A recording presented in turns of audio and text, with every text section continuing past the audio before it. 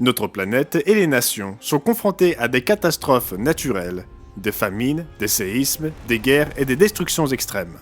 Nous voyons même le mot Armageddon apparaître à la une des journaux. Connaîtrons-nous bientôt la Troisième Guerre mondiale? Le monde connaîtra-t-il bientôt Armageddon? Dans l'émission d'aujourd'hui, nous vous proposons une brochure gratuite qui répondra à ces questions. Elle s'intitule Armageddon et au-delà. N'oubliez pas de noter les coordonnées pour commander votre exemplaire gratuit. Le film populaire Armageddon de 1998 mettait en scène un astéroïde de la taille du Texas qui allait détruire toute vie ici-bas. La NASA recruta alors une équipe de foreurs de pétrole pour sauver le monde. Vous avez peut-être vu ce film qui donne à réfléchir. Sommes-nous aujourd'hui menacés par l'arrivée d'astéroïdes qui détruiraient la Terre? Astronomie.com décrit le météore qui explosa au-dessus de la Sibérie en 2013. Le 15 février 2013, un petit astéroïde, mesurant peut-être 20 mètres de diamètre, est tombé au-dessus du sud de l'Oural en Russie, à une vitesse d'environ 19 km par seconde, et a explosé au-dessus de la région de Tcheliabinsk, au-dessus de la ville de Tcheliabinsk. D'une masse supérieure à celle de la Tour Eiffel, l'astéroïde a explosé dans l'atmosphère, libérant une énergie égale à environ 500 kilotonnes de TNT, soit 20 à 30 fois l'énergie libérée lors de l'explosion atomique d'Hiroshima. Dans la suite du rapport, l'auteur David Etcher décrit les dangers auxquels nous sommes confrontés aujourd'hui. Le risque que des astéroïdes percutent la Terre et ne provoquent des dégâts considérables et des morts est réel et présent tous les jours de notre vie. Mais il s'agit dans une certaine mesure d'une menace contre-intuitive, ce qui fait que certaines personnes ont du mal à la prendre au sérieux. À un instant donné, le risque est quasiment inexistant, mais dans un laps de temps plus long, un événement catastrophique se reproduira. Devons-nous nous inquiéter d'une collision avec un astéroïde lors de notre prochaine sortie au restaurant? Probablement pas. Mais un jour, un astéroïde suffisamment gros sur une trajectoire à destination de la Terre entrera en scène, provoquant l'horreur et le chaos pour l'humanité. À moins que nous réalisions quelque chose pour y remédier. La Bible parle des événements astronomiques dans l'avenir, ainsi que des conflits militaires majeurs. Le 6e chapitre de l'Apocalypse décrit des perturbations cosmiques. Et les étoiles du ciel tombèrent sur la terre, comme les figues vertes d'un figuier secoué par un vent violent. Le ciel se retira comme un livre qu'on roule, et toutes les montagnes et les îles furent remuées de leur place. Le film Armageddon a utilisé ce titre pour dépeindre le danger cataclysmique de la fin du monde décrit dans la Bible. Les érudits bibliques décrivent Armageddon comme la bataille finale entre le bien et le mal. Qui gagnera cette bataille? Le monde survivra-t-il à Armageddon? Et serez-vous en mesure d'échapper à Armageddon? Restez à l'écoute.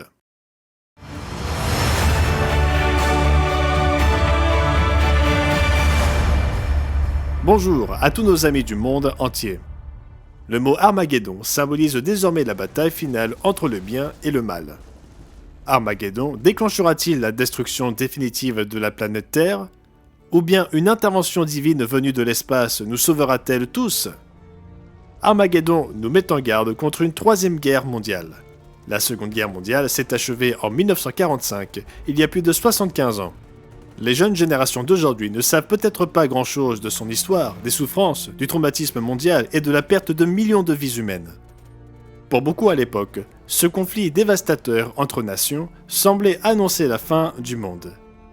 Mais les nations alliées l'ont emporté sur l'Allemagne nazie et l'Italie fasciste, et le jour de la victoire en Europe fut proclamé le 8 mai 1945.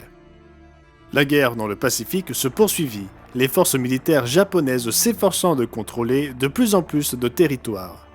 Le président américain Harry Truman approuva une stratégie radicale visant à raccourcir la guerre au moyen d'une arme de destruction massive nouvellement inventée. Le 6 et 9 août 1945, les États-Unis ont largué les premières bombes atomiques sur les villes d'Hiroshima et de Nagasaki au Japon, tuant plus de 150 000 personnes. La nation japonaise s'est rendue sans condition le 2 septembre 1945, mettant fin à la Seconde Guerre mondiale.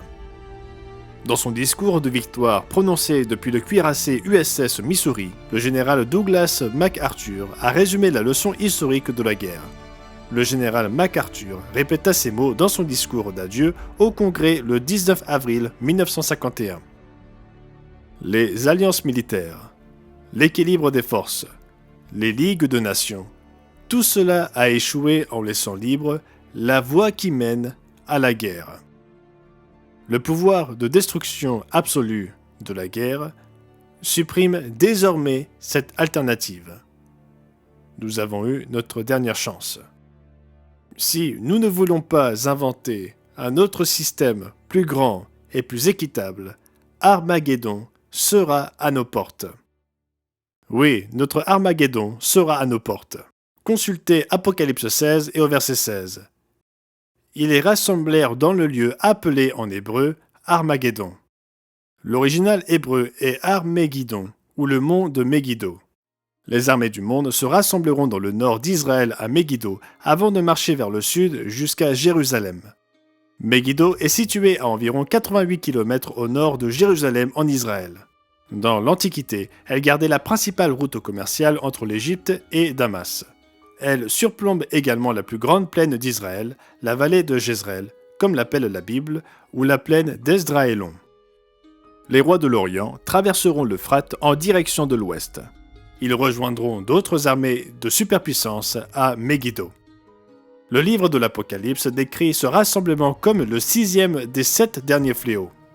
Ils se rassembleront à l'endroit appelé en hébreu Armageddon, puis se déplaceront vers le sud jusqu'à Jérusalem pour y combattre le Christ. Notez Joël 3, verset 1. « Car voici en ces jours, en ce temps-là, quand je ramènerai les captifs de Juda et de Jérusalem, je rassemblerai toutes les nations, et je les ferai descendre dans la vallée de Josaphat. Là, j'entrerai en jugement avec elles. » La vallée de Josaphat se trouve entre le mont des Oliviers et la ville de Jérusalem. Elle est également connue sous le nom de vallée du Cédron, qui s'étend vers le sud sur une certaine distance. Oui, la bataille du grand jour du Dieu Tout-Puissant aura lieu à Jérusalem. Josaphat signifie « jugement de l'Éternel ». Dieu jugera les nations lors de cette bataille décisive.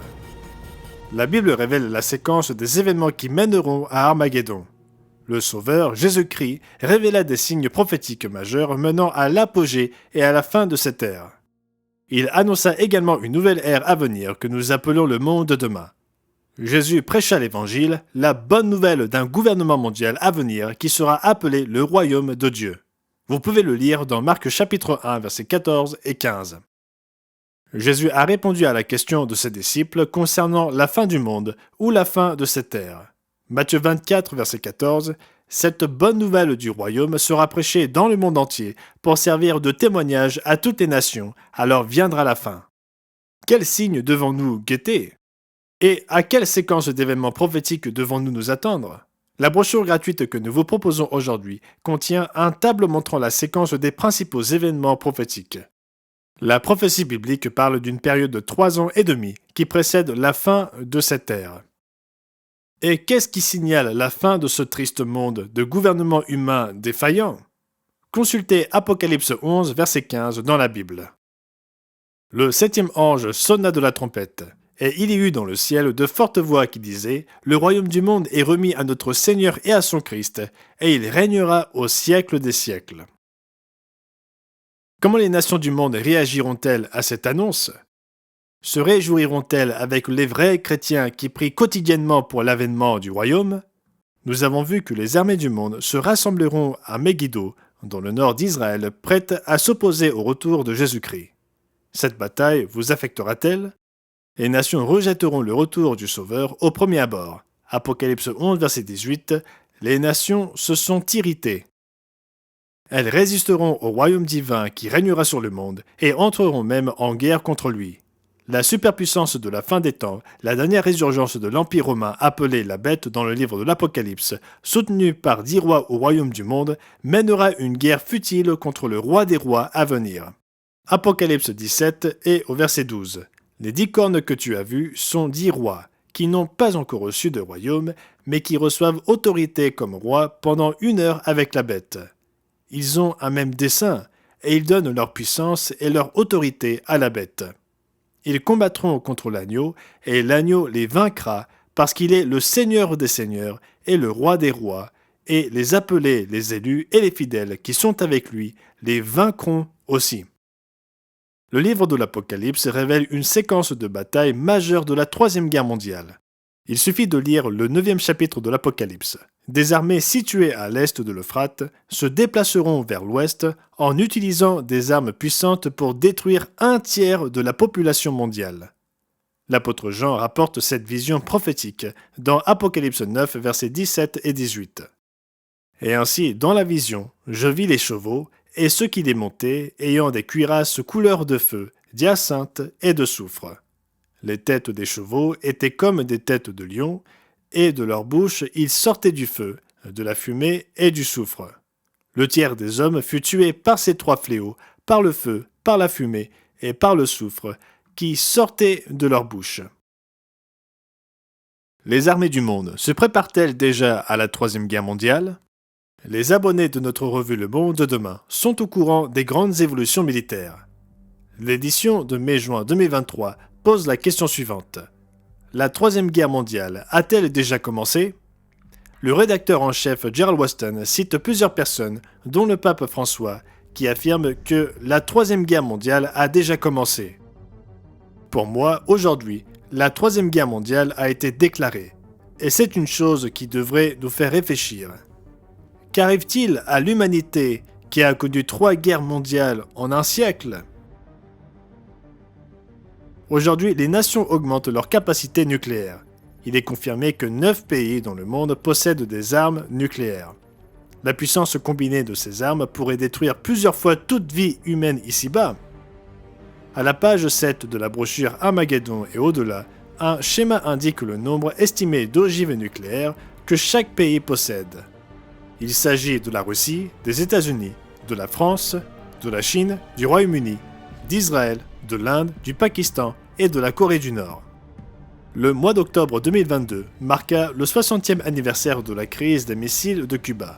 À cette époque, le monde entier a dû faire face à un Armageddon potentiel. À l'occasion de cet anniversaire, le Bulletin of the Atomic Scientist fit cette annonce qui donne à réfléchir.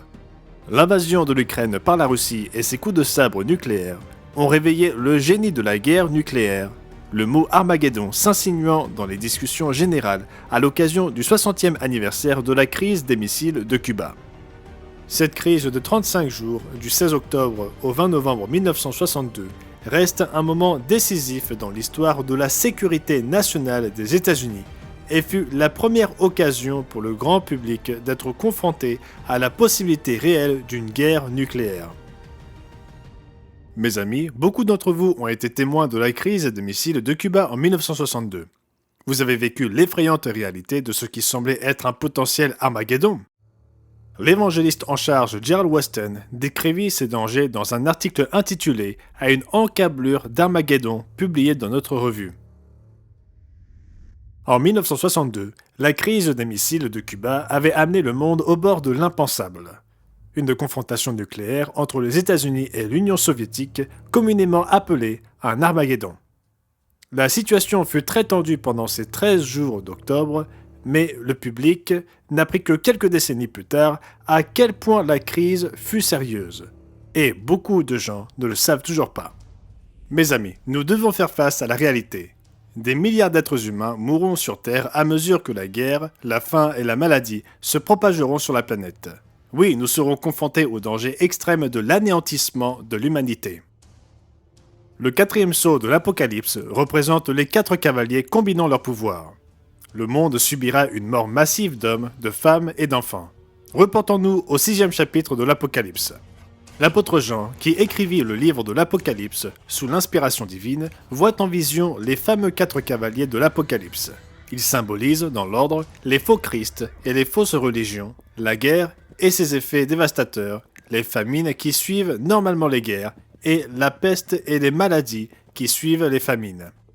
L'apôtre Jean écrivit dans Apocalypse 6 et au verset 8. « Je regardai, et voici parut un cheval d'une couleur verdâtre. Celui qui le montait se nommait la mort, et le séjour des morts l'accompagnait. Le pouvoir leur fut donné sur le quart de la terre, pour faire périr les hommes par l'épée, par la famine, par la mortalité, et par les bêtes sauvages de la terre. Le cinquième sceau, comme nous le lisons dans Apocalypse 6 verset 9, parle du martyre de chrétiens pendant la période de la grande tribulation. Nous lisons ensuite au sujet du sixième sceau, qui sert d'introduction au temps de la colère de Dieu et du jugement sur les nations. Le sixième sceau est parfois surnommé les signes célestes. Apocalypse 6 et au verset 12.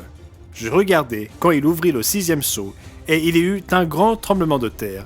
Le soleil devint noir comme un sac de crin, la lune entière devint comme du sang, et les étoiles du ciel tombèrent sur la terre, comme les figues vertes d'un figuier secoué par un vent violent.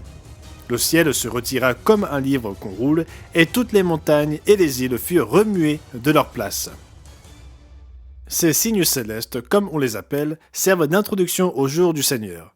Le jour du Seigneur est le temps de la colère et du jugement de Dieu sur un monde ingrat et rebelle. Jésus-Christ, l'agneau de Dieu, sera en colère. Il exécutera les justes jugements de Dieu. Le jour du Seigneur, ici dans l'Apocalypse 6 et au verset 17, est appelé le grand jour de sa colère. Le jour du Seigneur amènera les jugements de Dieu sur les nations. Comprenons bien, 3 étapes prophétiques précèdent le retour de Christ. Ces étapes sont les suivantes. Numéro 1, la grande tribulation. Numéro 2, les signes célestes. Et numéro 3, le jour du Seigneur. Ces 3 événements couvrent une période d'environ 3 ans et demi. Il y a plus de 30 prophéties dans la Bible qui parlent du jour de l'Éternel ou jour du Seigneur. Ésaïe 34 verset 8 et Ésaïe 63 verset 4 montrent que le jour de l'Éternel dans la prophétie de la fin des temps, le temps qui précède son second avènement, est une période d'une année. Veuillez noter ces références, Ésaïe 34 verset 8 et Ésaïe 63 et au verset 4. Le 19e chapitre de l'Apocalypse décrit la grande armée céleste du Christ fondant sur le champ de bataille terrestre. Apocalypse 19 et au verset 11. Puis je vis le ciel ouvert, et voici parut un cheval blanc. Celui qui le montait s'appelle fidèle et véritable, et il juge et combat avec justice. Ses yeux étaient comme une flamme de feu, sur sa tête étaient plusieurs diadèmes. Il avait un nom écrit que personne ne connaît, si ce n'est lui-même, et il était revêtu d'un vêtement teint de sang. Son nom est la parole de Dieu. Les armées qui sont dans le ciel le suivaient sur des chevaux blancs, revêtus d'un fin lin blanc pur. De sa bouche sortait une épée aiguë pour frapper les nations. Il les pètera avec une verge de fer, et il foulera la cuve du vin de l'ardente colère du Dieu Tout-Puissant. Il avait sur son vêtement et sur sa cuisse un nom écrit « Roi des rois et Seigneur des seigneurs ». Apocalypse chapitre 19, versets 11 à 16. Mes amis, quel camp choisirez-vous lorsque viendra le jour du jugement ? Choisirez-vous d'être du côté du roi qui régnera sur la terre et qui apportera la paix durable ? Comme nous venons de le voir dans Apocalypse chapitre 17, les chrétiens fidèles suivront le Christ. Apocalypse 17, verset 14, et ceux qui sont avec lui sont les appelés, les élus et les fidèles. Nous devons tous surveiller les signes prophétiques menant à Armageddon. Les rois de la terre et leurs armées se rassembleront dans le nord d'Israël pour combattre le Sauveur Jésus-Christ lors de son avènement. Encore une fois, assurez-vous de lire cela dans Apocalypse 19, verset 19. Le roi des rois vaincra ces nations rebelles et oppressives. Mais comment pouvez-vous vous préparer personnellement à affronter les temps difficiles qui s'annoncent ? Mes amis, échapperez-vous à Armageddon ? Remarquez l'avertissement du Seigneur Jésus-Christ dans Luc 21 et au verset 36. Veillez donc et priez en tout temps, afin que vous ayez la force d'échapper à toutes ces choses qui arriveront et de paraître debout devant le Fils de l'homme. Peut-être n'avez-vous guère prié ? Le moment est venu de vous mettre à genoux et d'implorer Dieu pour un changement dans votre vie. Ésaïe 55, versets 6 et 7 vous explique comment vous rapprocher de Dieu. Cherchez l'Éternel pendant qu'il se trouve, invoquez-le tandis qu'il est prêt. Que le méchant abandonne sa voie et l'homme d'iniquité ses pensées. Qu'il retourne à l'Éternel, qui aura pitié de lui, un autre Dieu, qui ne se lasse pas de pardonner. Dieu promet de vous bénir et de vous pardonner si vous le cherchez de tout votre cœur. La solution aux problèmes du monde réside dans une transformation de la nature humaine. Après Armageddon, un nouveau gouvernement mondial dirigé par le Christ et ses saints enseignera le chemin de la paix. Oui, au cours du millénium, il y aura un renouveau du caractère humain et de l'esprit humain. Le royaume de Dieu gouvernera sur toutes les nations pendant 1000 ans. Priez pour que ce royaume vienne. Nous attendons avec impatience le moment après Armageddon, où la prophétie de Zacharie 14, verset 9 s'accomplira. L'Éternel sera roi de toute la terre. Oui, le prince de la paix gouvernera les nations du monde avec amour et justice, garantissant un monde de prospérité et de vie abondante pour tous les peuples. Merci d'avoir regardé. Nous, ici au Monde de Demain, produisons ces vidéos pour vous aider à comprendre le monde à travers les pages de la Bible. Si vous avez trouvé cette vidéo utile, merci d'aimer, de partager et de vous abonner à notre chaîne pour ne manquer aucune vidéo. Et si vous voulez en savoir plus, vous pouvez demander notre brochure gratuite Armageddon et au-delà, en cliquant sur le lien dans la description. À la prochaine fois.